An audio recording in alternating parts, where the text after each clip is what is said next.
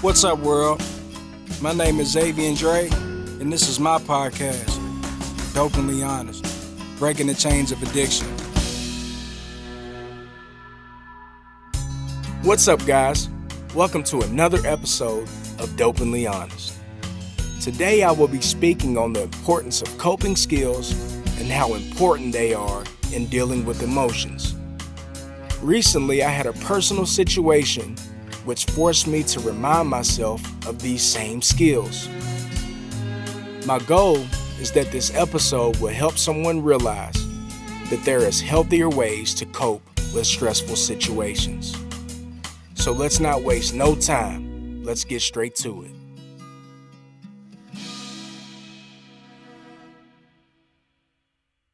So how I wanted to start this episode out, as always, is I want to thank God for another day clean. As always, I still have the same sobriety date. And a lot of times we get so caught up in life that we forget to realize what the main thing is. And the main thing is to get one more day clean.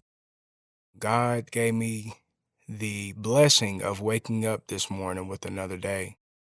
So I want to get into some basic text of the NA book, and I want to start out with chapter 1, just reading a small excerpt from this chapter, and it's called Who is an Addict? And it says, most of us do not have to think twice about this question. We know. Our whole life and thinking was centered in drugs in one form or another, the getting and using, and finding ways and means to get more. We lived to use and used to live. Very simply, an addict is a man or woman whose life is controlled by drugs. We are people in the grip of a continuous and progressive illness whose ends are always the same: jails, institutions, and death.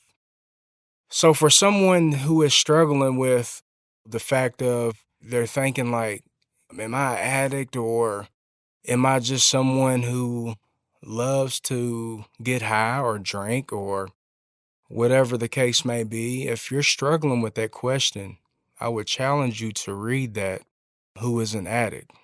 If you read that and that sounds like you, then a good 9 times out of 10, then you are an addict. There are some people who can use successfully and they don't classify as being a drug addict. But I know me, I can go back a few years ago and I heard that reading in a meeting, Who is an Addict? And I said, wow, man, that is definitely me.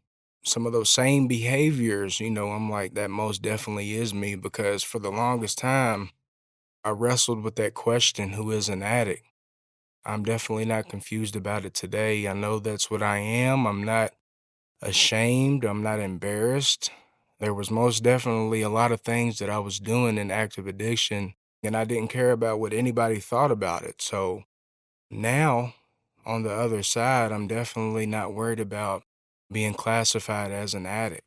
And I'm going to get into like early recovery and dealing with emotion and how I cope today with dealing with emotion, because, for the longest time, I used to cover up every feeling, whether that's happiness, sadness, anger. It didn't matter what the emotion, I used behind it. So the basic text goes on to say in the first chapter, one aspect of our addiction was our inability to deal with life on life's terms. We tried drugs and combinations of drugs to cope with a seemingly hostile world. We dreamed of finding a magic formula that would solve our ultimate problem: ourselves. The fact was that we could not use any mind-altering or mood-changing substances, including marijuana and alcohol, successfully. Drugs ceased to make us feel good. I want to go back to the point where it says we dreamed of finding a magic formula that would solve our ultimate problem: ourselves. See, the disease of addiction, and I've explained this before to people, some people have mixed opinions on it. But I've explained that, whether, someone with cancer or someone with diabetes, they have to treat their disease. And it's the same way with us, with an addict. We have to treat this disease. We have to get a sponsor. We have to go to meetings. We have to read the basic text. And let me hold myself accountable because here recently, this podcast is called Dopenly Honest. If we don't have honesty, we don't have anything. So let me hold myself accountable before I go any further. Because here recently, man, I haven't been doing the things that I know are crucial to recovery. And that is reading basic text, going to more meetings. I've still been going to my main home group meeting, but I need to do more. I need to do more. And this platform is giving me the opportunity to do just that. And I'm grateful for this platform, and I'm grateful for my recovery. So it says that the main problem was ourselves, meaning, I am the center of my disease, my mind, the way that I think, the way that I handle situations and circumstances is not normal. To a normal person, different circumstances arise, and a regular person may just be able to handle that in a normal way.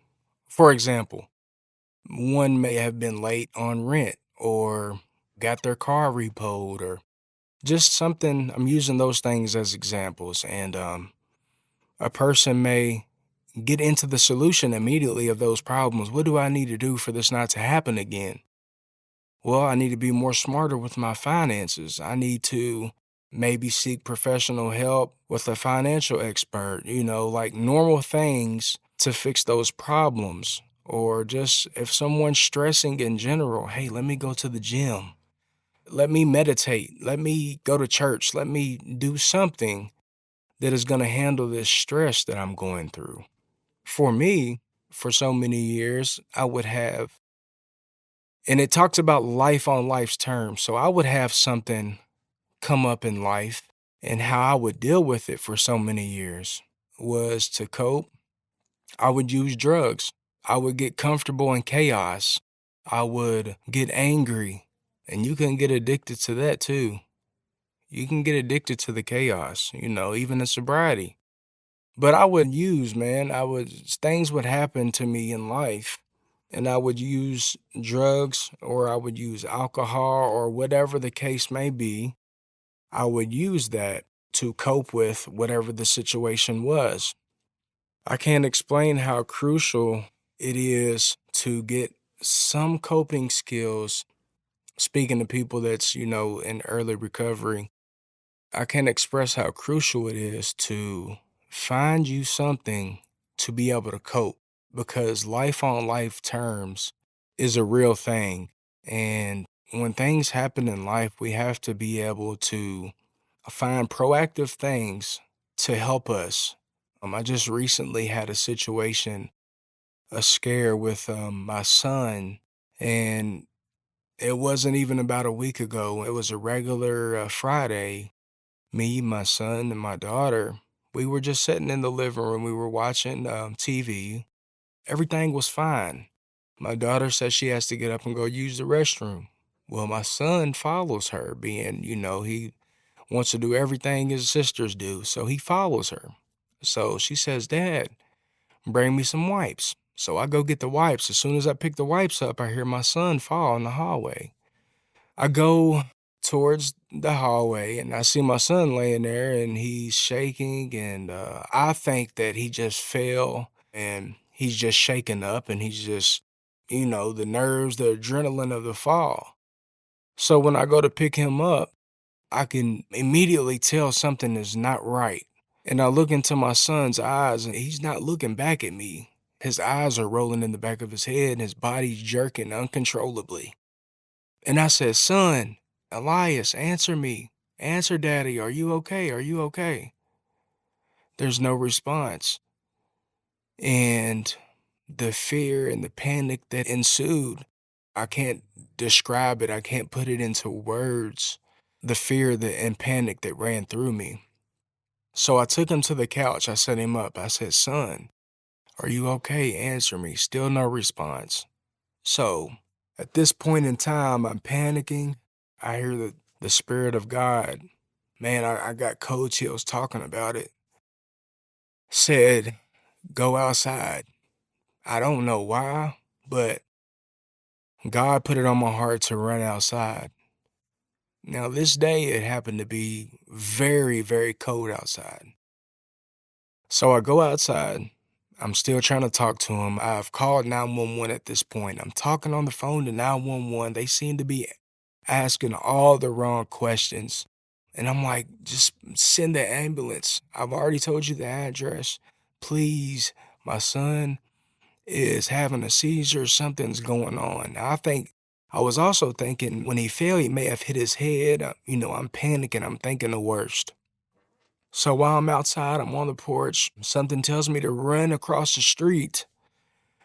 Not directly across the street, but there was a house on down from that, and God put it on my heart to run to this house.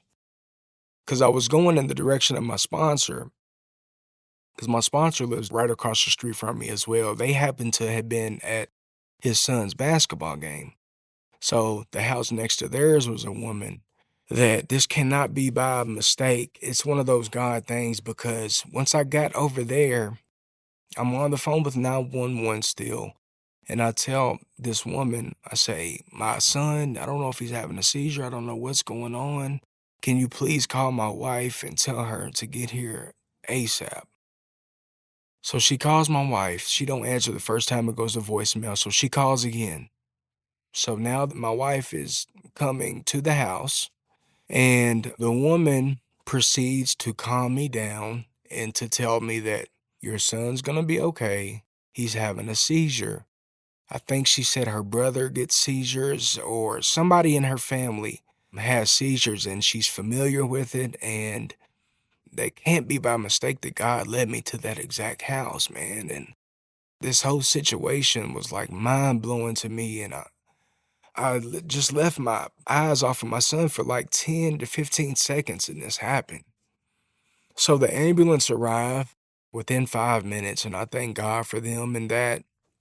The first responders that day were amazing, and I knew that my son was in good hands, so I handed him over.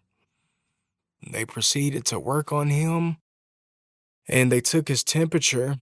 He did not have a high temperature, and come to find out, the reason why was because I ran outside with him just like God had directed me to do. I'm getting emotional talking about it because like I was panicking and I felt so helpless. When I got outside, I was, "Somebody please help, somebody please help." Nobody was coming outside. But that voice, which I know was the Spirit of God, was slowly it was like a slow whisper to my soul, like, "Calm down, run across the street, and your son's gonna be okay." So the paramedics got there, they worked on my son, and they took him to downtown. And he had another seizure on the way, and he had another one once we got down there. So we learned that once we got there, that he had what you call a febrile seizure, which means all at once my son's temperature spiked, his brain misfired, and it sent him into an immediate seizure. So, because when we got to the hospital, his temperature was like 102, 103, but they said that they couldn't tell, like he didn't have a temperature when they first responded to my house because we were outside. And the temperature outside being that it was so cold had brought his temperature down. So we're at the hospital downtown and my son's kind of sedated. And long story short, he ended up coming out of that, and I knew he was fine whenever he opened his eyes. He looked at me, he looked at his mom, and he looked at his sisters, and he started laughing and smiling. And when I seen that, man, I was like, man, I was so grateful, and I just can't put it into words because I thought I was losing my son. I seen the color leave out of my son. He went from his regular olive tone skin to pale white and blue in front of my eyes as I was holding him. So I thought I was losing my son, man, and it just really opened my eyes. And something like that in the past, it was so traumatic for me that I probably would have immediately went to get high, and that's what I'm talking about, like, how I dealt with it today. First off, I thank God, I called my sponsor and I prayed about it, man, and I thanked him and I thank God, and, like, thank you for my son still being here, you know what I mean? And it just put me in a proactive state of thinking, like, what can I do for this not to happen again? Like, I gotta be more on point. I gotta be better. But they told me, man, they said, son, there's nothing you could have did. His temperature spiked and it sent him into a seizure. That's just, an example of something recently that has happened to me that I've had to find other ways and other things to deal with my emotions and deal with the situation other than getting high. You know, Things that help me today, I go to the gym. I haven't been going as much as I should or as much as I have been in the past, but I've still gone. And, initially when I first started going to the gym, I'm like, yeah, I want to get big. I want to, but the most important thing that it helps with is stress. Because as a man, I feel like as men, especially men in addiction, not even an addiction. As men, we feel like, all responsibilities are on us. We're the provider. This ship has to sail with us directing this ship. A lot of men's mental health don't get talked about, because we taught, don't cry about it. Get up, lace your boots up, go to work. Whatever happens, deal with it. So I know with me, sometimes I like to shut out a lot of things. I like to stuff it down, down, down, down until something happens and then it just makes me explode. And that's what I'm talking about. I can realize things like that today because I'm not getting high, and I know once I start to stuff too much of those thoughts into my head that I need to talk about it, because if I don't talk about it, then even though it might not make me get high, but I'm going to be a miserable piece of shit if I don't deal with that and if I don't talk about it, because I'm not going to be fun to be around. I'm going to take shit out on everybody that don't deserve it. I'm going to be on edge. And that's why I say it's important to just talk about it. The therapy of just talking is way undervalued. With me, sometimes just me sitting down and just having a conversation with somebody, it's like, man, I feel better. Because we get so caught up in this technology and these phones and then social media. We get so caught up in that shit that we don't think about what's the most important. My mental health. That's what's the most important, because if I ain't got my head on straight, if my thoughts ain't forming in the proper manner, if I don't have my head, then the rest of my body is not gonna function the way that it needs to. So that's what I'm saying as far as here recently, man, like even just me talking about this right now is, man, helping me realize, man, you need to tighten up a little bit. For example, you got a building or a structure that requires screws to be tightened in. Over time, there's gonna be storms, there's gonna be tornadoes, they're gonna rattle those screws loose. So what we gotta do, we gotta tighten them screws back. We gotta stay sharp. Because if we don't tighten them back, then eventually they're gonna fall out. Then what happens? Then the structure goes down. As long as we don't let that structure go all the way down, we got a fighting chance. But hey, sometimes the structure will fall all the way down. What's that mean? We gotta build it again. That's all that means. People in recovery, if you relapse, don't fucking beat yourself up. Nobody said this shit was gonna be easy. This is the hardest shit I've ever had to do in my life, is not use. Because for so long I used. I used for, like I said, to deal with my emotions, to deal with shit that I didn't, that was making me feel a certain way. I used to be comfortable. I used in the beginning when I was young, I drank. Why? So I could feel more comfortable talking to women, to take those nerves away. But I have an addictive personality and I can't play with that shit. I can't do it recreationally. Don't be confused about the fact that if you can use recreationally. If you fucking smoke and or drink beer and then leads you to want to doing dope for real, then motherfucker, you cannot use recreationally. You know, it's gonna piss you off. It pissed me off too. Damn, why can't I just go to the bar and have a couple beers? Cause you fucking can't. And that's just the reality of it. There's more important shit. And that's what I had to tell myself. It's just not that important. If drinking and smoking and doing that ain't feeling like you always gotta be at a party and doing this, doing that. If you feel like it's that important to you, then you have a problem. Because let me tell you something, normal people, you think they don't wake up thinking about planning their day of drinking, planning their day of smoking. It may just happen. They might just be with a friend. They might randomly stop at the liquor. Oh, hey man, grab 6 beers. Hey, call Joe Blow, man. I feel like smoking tonight. You know, it's been a tough week at work. Cool. You know, some people can do that. I know people that can do that. Some of my friends can do that. I can't. You know, it took me years to learn it. It took me years, most importantly, to understand it. But if the evidence around you is pointing to every time you do something and you end up in jail or you end up with a needle in your arm just because, damn, I just started out drinking a beer or two. Now I'm stuck in my bathroom, spooked because I done did a half a gram of meth and fentanyl mixed together. Now I literally can't move and I'm stuck in the bathroom and you wonder, well, damn, it just started out with a beer. Yeah, you got a problem, buddy. So today, it's easier for me to stay in the moment. It's easier for me to think about the things that really matter at the end of the day. I think about my wife, who she has, I can't put into words her support even before we got together. And to now, there's never been any judgment. There's always been a want from her for me to do better. So that's what I say when we got to think about things that are important, people that really love us, places that we want to go, goals that we want to achieve. Because when we're in the grips of addiction, buddy, we don't think about those things. But once we get clean and the clouds disappear, the fog lightens up, we start to see some light.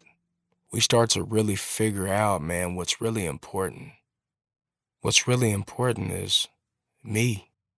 What's really important? My family, my kids. What's really important? My marriage. What's really important? Paying my bills, making sure I got food in the house. What's really important? My mental health. What's really important? My life, my relationships. What's really important? How do I talk to people? And how do I react to things that go on in life? What's really important? And that's what I'm saying. What's really important to you? If you stuck, just know it just seems like you're stuck. You really ain't stuck. There's always a way out. You just gotta figure that way out. What's your way? You can't stay stuck forever, man. And it's okay to feel like that, like you're stuck. That's okay. Cause that drug is gonna make you feel like that. But just know, man, the evidence is all around us. I heard somebody say on Facebook the other day, the only positive shit going on right now in this world is people getting clean from dope, from drugs, from alcohol. Because there's so much bullshit going on in the world. But you know what? People's getting clean, that's for sure. Take it from me. Because I used to be one of the bottom of the barrel addicts, man, shooting dope.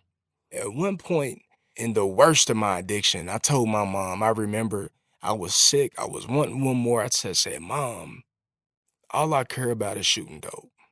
I told my mom that. So that's where dope can take you, and that's where it is taking you, and that's where it'll keep you if you don't figure out a way to do different. How do I do different? Well, you got to be honest that you got a fucking problem. And I'm just telling you raw how it was told to me, because I ain't going to sit there and sugarcoat it. You got to be fucking honest. You got to be fucking open-minded. And most importantly, you got to be fucking willing. Because if you ain't willing, You can know it in a book from front to back. All you got is knowledge because you ain't got the willpower and you ain't got the willingness to do something different. That it don't matter what you know out of that book. So if you take some advice from me, get honest, buddy, that you got a problem. Become open-minded to do something different, to see a better life, to want to have a better life, and be willing to put what you have heard and learned into action. If you don't put this shit into action, man, you're going to be stuck and you're going to feel like that you can't get out. But I'm here to tell you, man, there's a way out. Where there's a will, there's a way. I always tell people, take it from me. I just told my wife, we were having a deep conversation yesterday on Valentine's Day. And I told her, I said, when I was younger and when I was in my early 20s, I really didn't think I was going to live, man, to be able to. She was like, you never thought you was going to be married or have kids or have a family? I said, no, I didn't think I was going to live too much longer. That's where it took me. I didn't see a future. God is real, buddy. That's a whole nother subject, with the spirituality thing. But one thing that I can say is I'm not going to force God on anybody. That's something between you and the Creator that you will have to sort out between you and Him, or between you and whatever yours is. But mine, I call my higher power God. And I know what He's done for me, and I know where He's brought me. And I know what He continues to make possible on a day-to-day basis. But I have to be willing, because I can pray all I want. But until I become willing, nothing changes if nothing changes. Man, I thank God that I'm not where I was, man. I wrap every episode up, and I talk to the person who's still in active addiction. I feel like I'm almost pleading with the person who's in active addiction. I'm pleading with you. I'm begging you. If you're right there, man, all you can think about, I know, bro, I promise I know what you feel like. All you can think about is doing one more. Or how am I going to get money to do one more? Or once I get one more in me, how am I going to get another one and another one? They say one is too many and 1,000 is never enough. So once you do that first one, it's already too many. And once you are 1,000 hits later, it's still not enough, because you're going to want 1,001 and then 1,002, so forth and so on. So what I'm going to say is, take it from me that there is a better way out and recovery is possible. Guys, thank you for tuning in to another episode of Dopenly Honest. As always, man, please like, share, subscribe, and remember, man, like I said, we do recover. I love y'all. Peace. Thank you for listening to this episode of Dopenly Honest. I know all too well that recovery is an uphill battle, but there is hope. For resources, find your local NA, AA, or CR meeting. I can't stress enough how crucial meetings are to my personal recovery. If you enjoyed this content, please like, share, and meet us back right here for more episodes of Dopenly Honest. And remember, you are not alone. One day at a time, we do recover.